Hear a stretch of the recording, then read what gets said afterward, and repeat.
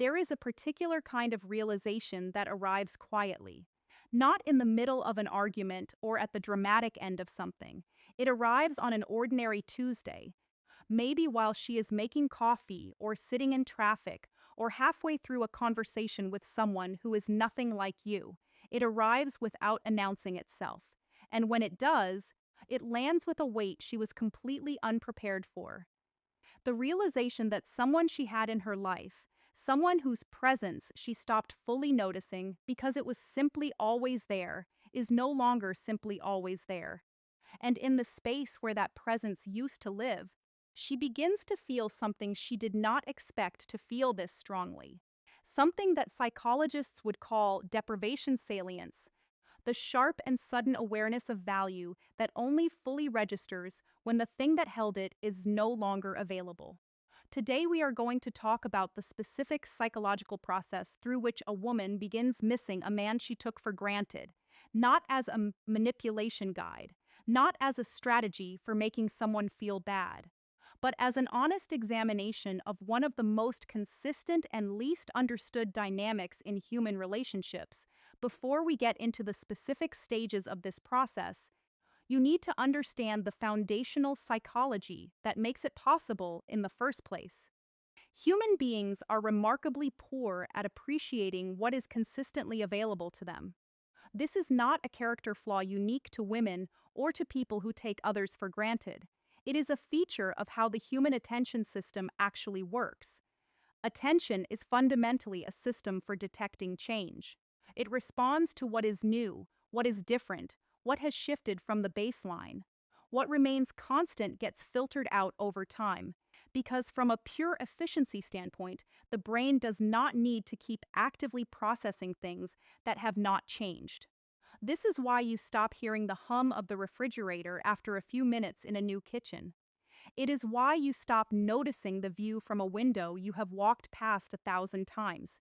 And it is why the consistent, warm, reliable presence of a man who is always there eventually fades from the foreground of a woman's attention into the background of her life. Not because she stopped caring, because the attention system that would keep him visible is designed to focus on what changes rather than what stays constant, until the constant thing is gone. And then the attention system notices the absence with a clarity and intensity it never directed at the presence. The first stage of the psychological process through which she begins missing him is what researchers call the notification phase. This is the period, usually within the first week or two of his absence or withdrawal, when she becomes aware that something in her daily landscape has changed without yet having fully processed what that change means emotionally. She checks her phone with a slightly different quality of attention than she was checking it before. She notices a small silence where there used to be a particular kind of noise. She thinks about something that happened during her day and starts to reach, almost automatically, toward the person she would have told about it, and then realizes that reaching is no longer what it was. None of this is dramatic in the notification phase. It is quiet and slightly disorienting, like walking into a room and sensing that something is different before you can identify what it is. She is not yet missing him in the full emotional sense. She is simply registering that something has shifted in the environment she had grown accustomed to. The second stage is the reinterpretation phase, and this is where the psychology becomes genuinely interesting. As the absence continues past the initial notification, her mind begins to do something that it almost never does during periods of presence. It begins to re-examine the history of what she had with genuine attention to the details that the presence made invisible. The specific quality of his humor, the particular way he listened when she was talking about something that mattered to her, the steadiness he brought to difficult moments, the small, consistent things he did that she stopped registering because they were simply always there. These things, which were individually unremarkable during the period when they were happening, begin to accumulate in her re-examination into a picture that carries more weight than she would have assigned to it while she was inside it. This is the psychological phenomenon Psychologists call retrospective appreciation the tendency for the value of experiences to increase in memory during periods of deprivation. She is not inventing something that was not there. She is seeing more clearly something that was always there, but that the constant availability made difficult to fully perceive. The third stage is the comparison phase, and it is often the most painful for her because it arrives without her inviting it. She begins to encounter other men in ordinary social situations, in dating contexts if she has moved in that direction, in simple day to day interactions, and something begins to happen that she did not anticipate. She notices what is absent, not in every man she encounters, but often enough and specifically enough that she starts to understand through contrast what she was experiencing with him that she did not consciously register while she was experiencing it. The way he never made her feel like her needs were an inconvenience. The way he could sit with her in a difficult moment without reaching immediately for a solution. The way his presence had a quality of ease that she realizes, standing next to someone who does not have it, is not as common as she assumed. The comparison is not something she is doing deliberately. It arrives as the natural consequence of encountering a world that does not consistently offer what she had grown accustomed to without appreciating.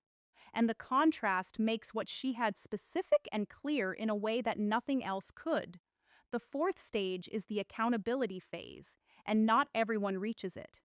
This is the stage that separates a genuine psychological shift from a temporary experience of missing someone, and it requires a specific kind of honest self reflection that is uncomfortable enough that many people find ways to avoid it. In this stage, she begins to examine not just what she had, but what she did with it. Not what he was to her, but how she treated what he offered. Whether she was genuinely present for what the connection was building toward, or whether she was somewhere else, half engaged, keeping one foot outside the door in case something better came along, treating his consistency as a resource she could draw on at her convenience rather than something that deserved reciprocal investment. This examination is not easy. It requires looking at herself with the same clarity she has been directing at the memory of him.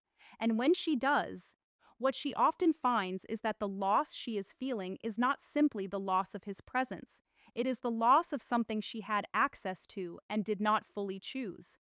Something that was available to her and that she did not completely receive. That specific recognition, the awareness that she was given something real and held it loosely, is one of the most powerful engines of genuine longing that exists in human psychology. The fifth stage is the reaching stage, and this is the one most visible from the outside. Having moved through some version of the previous stages, she begins to find reasons to make contact. The reasons are almost always low stakes in the beginning.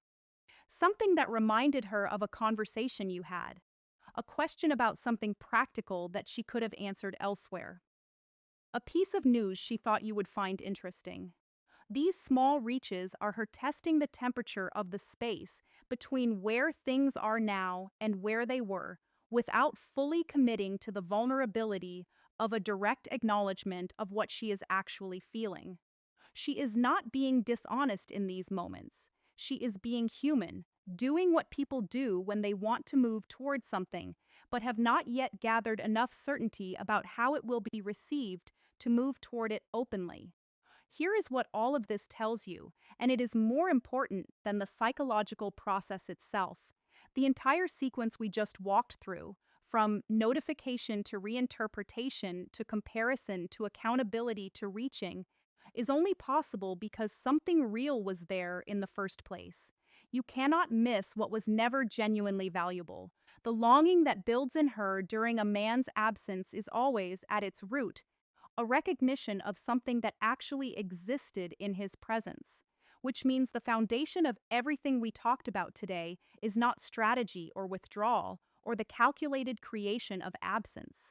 It is the quieter and more demanding work of actually being someone whose presence has genuine weight, a man who listens in a way that is rare, a man whose steadiness is real rather than performed, A man who shows up consistently not to be impressive, but because that is simply who he is.